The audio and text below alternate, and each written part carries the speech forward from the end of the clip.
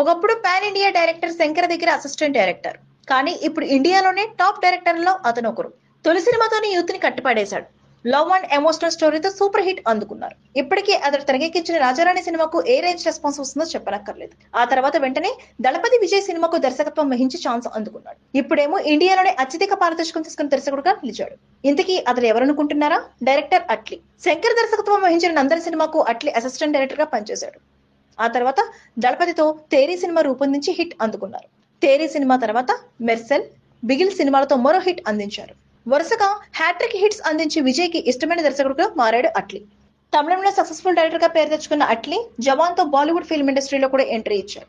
షారుఖ్ ఖాన్ ప్రధాన పాత్రలో జవాన్ సినిమాతో సూపర్ హిట్ అందుకున్నారు. ఇందులో బాద్షా జోడీగా నయనతార, దీపికా పదుకొని కనిపించగా అనిరుద్ధ్ రవిచంద్రన్ సంగీతం అందించారు. ఈ సినిమా బాక్స్ ఆఫీస్ వద్ద దాదాపు 1000 కోట్లకు పైగా వసూళ్లు రాబట్టింది.